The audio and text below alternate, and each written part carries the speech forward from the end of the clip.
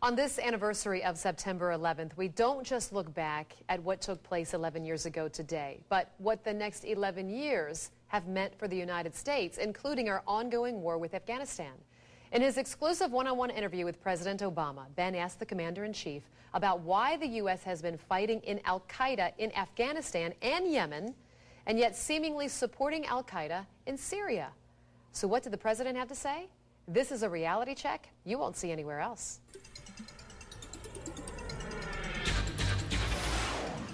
11 years ago today, most Americans had never heard of an Islamist group with an Arabic name meaning the base. But within a matter of days and for the next decade, the name Al-Qaïda would become synonymous with terrorism.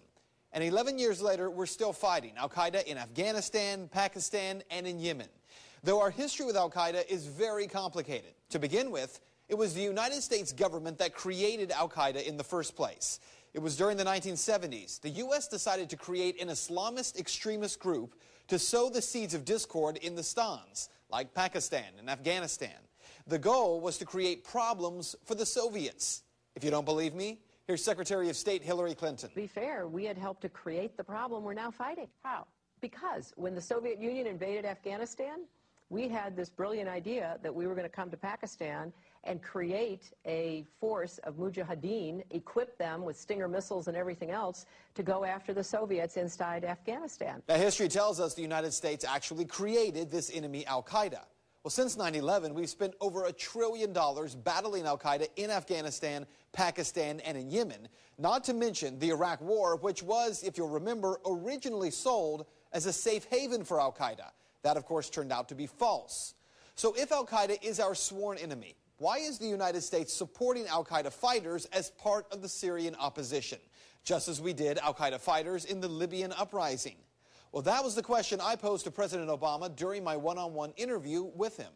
You mentioned about Al-Qaïda during your speech, going after Al-Qaïda in Afghanistan, certainly going after them in Yemen as well. Yeah. And yet there's some concern about the U.S. funding the Syrian opposition when there are a lot of reports that Al-Qaïda is kind of heading up that opposition. How do you justify the two? Well, I share that concern, and so what we've done is to say we will provide non-lethal assistance to Syrian opposition leadership that are committed to a political transition, committed to an observance of human rights.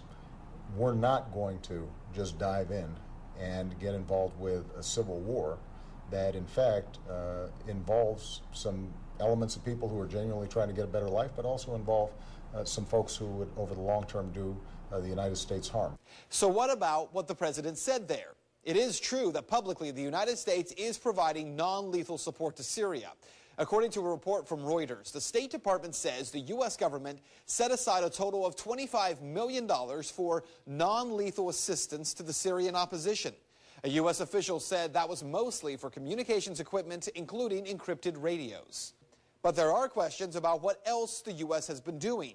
Well, right now the U.S. is providing non-lethal assistance. We are facilitating other countries. According to the New York Times, the weapons, including automatic rifles, rocket-propelled grenades, ammunition, and some anti-tank weapons, are being funneled mostly across the Turkish border by way of a shadowy network of intermediaries, including Syria's Muslim Brotherhood, and paid for by Turkey, Saudi Arabia, and Qatar.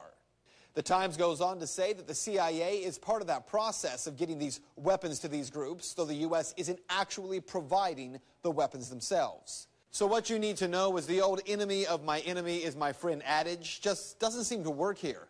U.S. involvement in the Middle East has been problematic for decades. But on this day, consider for a moment the last two countries in the Middle East where the U.S. has intervened. Let's start in Egypt, where we helped to overthrow the dictator Mubarak, who we propped up. Well, today, thousands of protesters gathered outside the embassy in Cairo. The American flag, flying at half-mast to mark the anniversary of 9/11, was ripped down and destroyed. And also today in Libya, an armed mob attacked the U.S. consulate in Benghazi and set fire to the building. And in both cases, those protests happened over a film that reportedly offends Islam. The point is that the same opposition we support today very well may be the same militants who we're at war with tomorrow. A foreign policy that doesn't seem to make a whole lot of sense. And that is Reality Check.